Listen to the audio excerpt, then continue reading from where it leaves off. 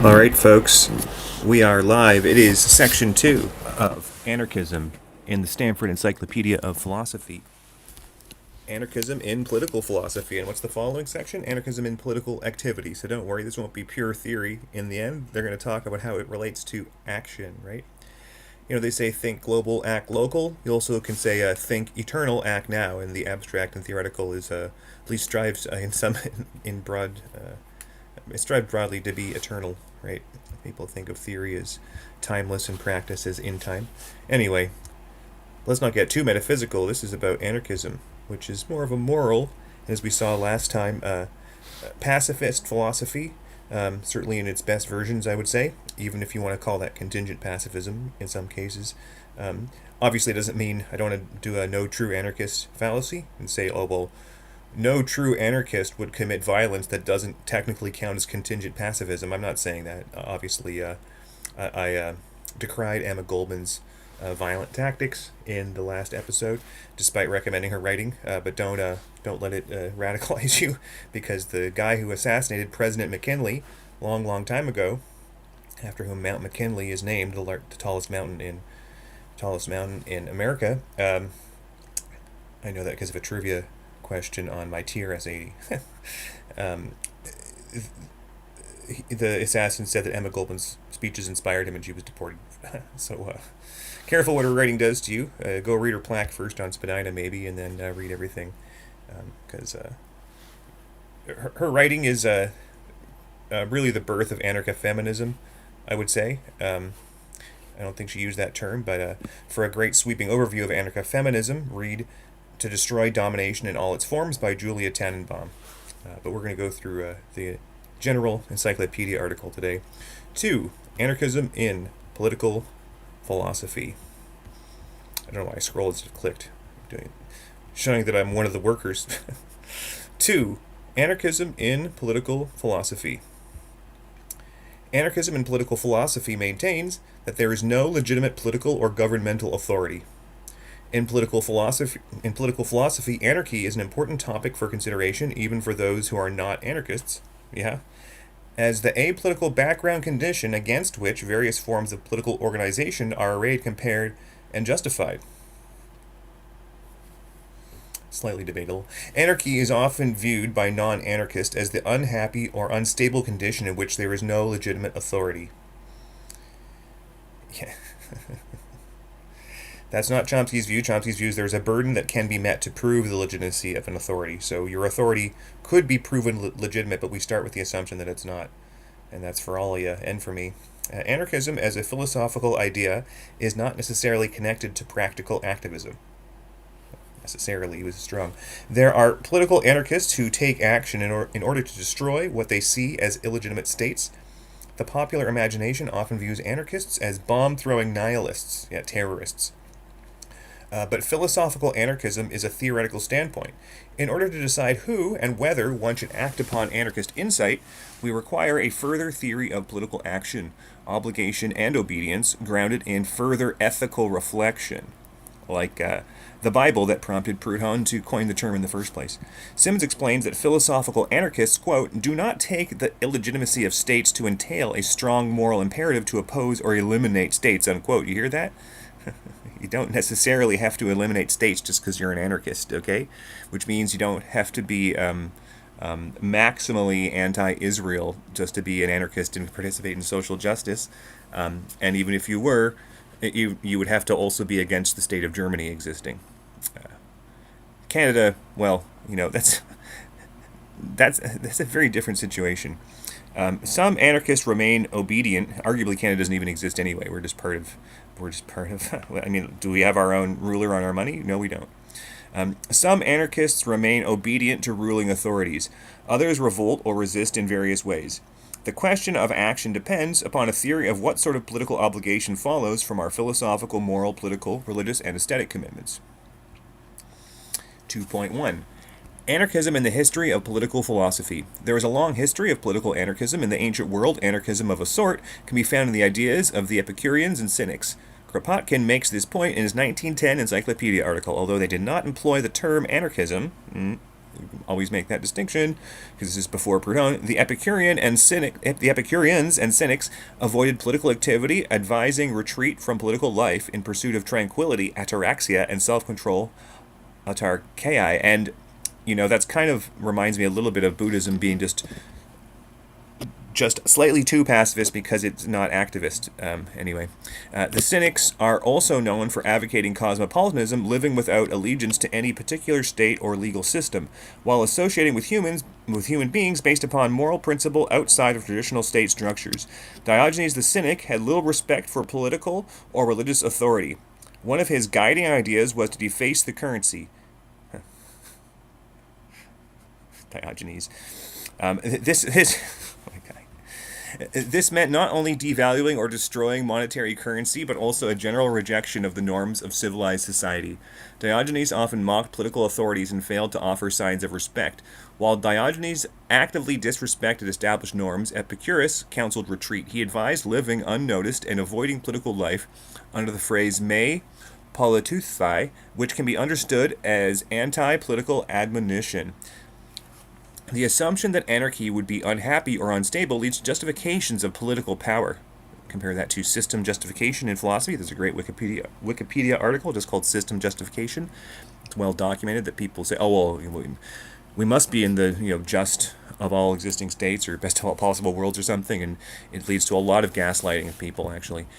In Hobbes' famous phrase, in the stateless, anarchic condition of quote-unquote the state of nature, human life would be solitary, poor, nasty, brutish, and short. The state of nature is not the state of having no skepticism of power. That's the state of tyranny. Hobbes' social contract, as well as other versions of the social contract theory, as found, for example, in Locke or Rousseau, are attempts to explain how and why the political state emerges from out of the anarchic state of nature. Anarchists respond by claiming that the state tends to produce its own sort of unhappiness. Bit of an opponent process. As oppressive, violent, corrupt, and inimical to liberty, discussions about the social contract thus revolve around the question of whether the state is better than anarchy. That's a false binary, folks. Or whether states and state-like entities naturally and inevitably emerge from out of the original condition of anarchy. One version of this argument about the inevitable emergence of states by way of something like an invisible hand, quote-unquote, is, from Adam Smith, is found in Nozick's influential Anarchy State Utopia. Oh, I've got that here. Maybe we'll look it up. While Nozick and other political philosophers take anarchy seriously as a starting point, anarchists will argue that invisible hand arguments of this sort ignore the historical actuality of states, which develop out of a long history of domination, inequality, and oppression. Murray Rothbard has argued against Nozick and social contract theory, saying, quote, no existing state has been immaculately conceived, unquote. Different versions of the social contract theory, such as we find in John Rawls' work, view the contract situation as a heuristic device allowing us to consider justice from under, quote-unquote, the veil of ignorance. Compare the veil of ignorance to the pie rule. You cut the pie, I choose which slice is whose. But anarchists will argue that the idea of the original position does not necessarily lead to the justification of the state, especially given background knowledge about the tendency of states to be oppressive. Crispin Sartwell concludes, even accepting more or less all of the assumptions Rawls packs into the original position, it is not clear that the contractors would not choose anarchy. Unquote. The author of the present essay has described anarchism that results from a critique of the social contract tradition as, quote, liberal social contract anarchism, unquote. And by the present essay, they mean this encyclopedia article in the Stanford Encyclopedia of Philosophy, which we are reading through. There's a lot of entries, folks. An important historical touchstone is William Godwin.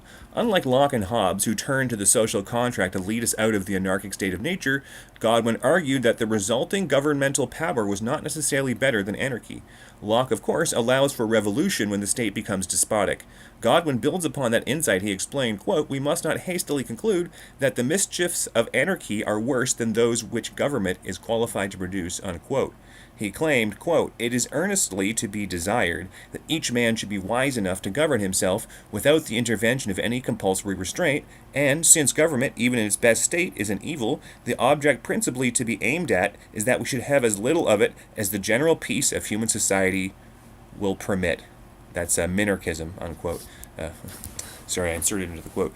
Like Rousseau, who praised the noble savage, who was free from social chains until forced into society, Godwin imagined original anarchy developing into the political state, which tended on his view to become despotic.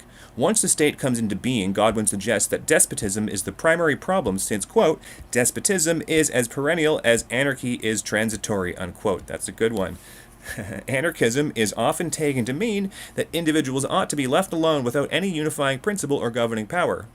In some cases, anarchism, that's a bit of a straw man. In some cases, anarchism is related to libertarianism, or what is sometimes called anarcho-capitalism. That's right-wing libertarianism. Chomsky takes pains to explain that in Europe you have both left and right-wing libertarianism, but in North America, the libertarianism has been pushed to the right. So there's an empty space for anarcho-socialism, which is what I am. I'm an anarcho-socialist. So there you go. We got to work on it. We got to occupy that quadrant, the anarcho-socialist quadrant. But non-rule may also occur when there is unanimity or consensus, and hence no need for external authority or a governing structure of command and obedience. If there were unanimity among individuals, there would be no need for quote-unquote ruling. Authority or government. The ideas of unanimity and consensus are associated with the positive conception of anarchism as a voluntary association of autonomous human beings which promotes communal values. One version of the anarchist ideal imagines the devolution of centralized political authority, leaving us with communes whose organizational structure is open-ended and consensual.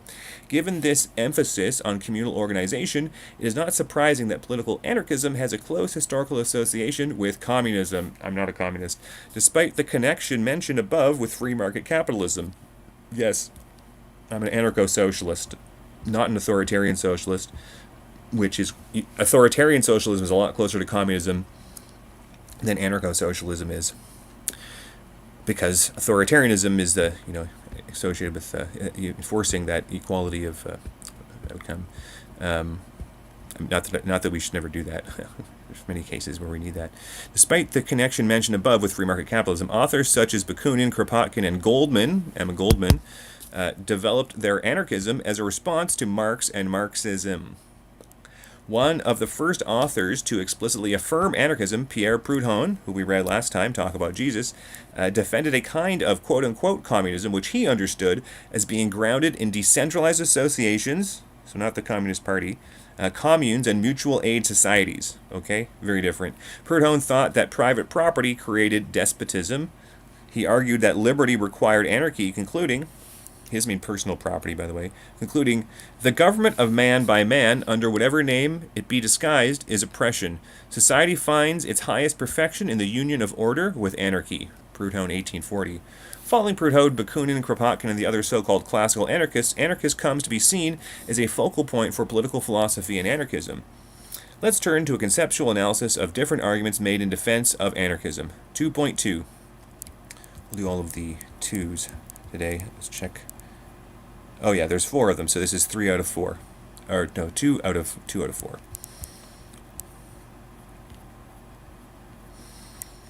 Absolute, deontological, and a priori anarchism.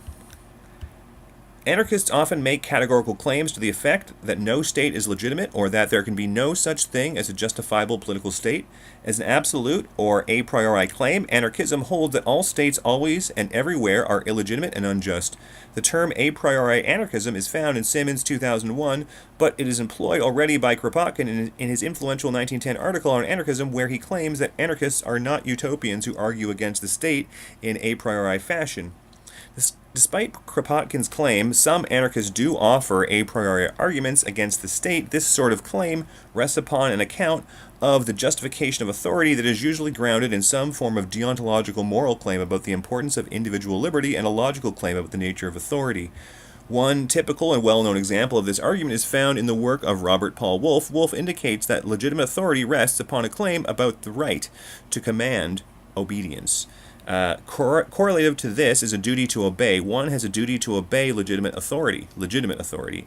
As Wolff explains, by appealing to ideas found in Kant and Rousseau, the duty to obey is linked to notions about autonomy, responsibility, and rationality. But for Wolff and other anarchists, the problem is that the state does not have legitimate authority. As well, present tense. As if we had more democracy, it would be more legitimate to make it non-binary.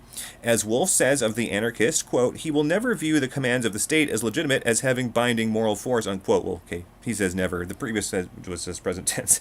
The categorical nature of this claim indicates a version of absolute anarchism, right? And we've discussed already the paradox of absolutism. Absolutism is usually just a starting position, honestly, or a rhetorical trope, like a lawyer who has to take one side of an issue.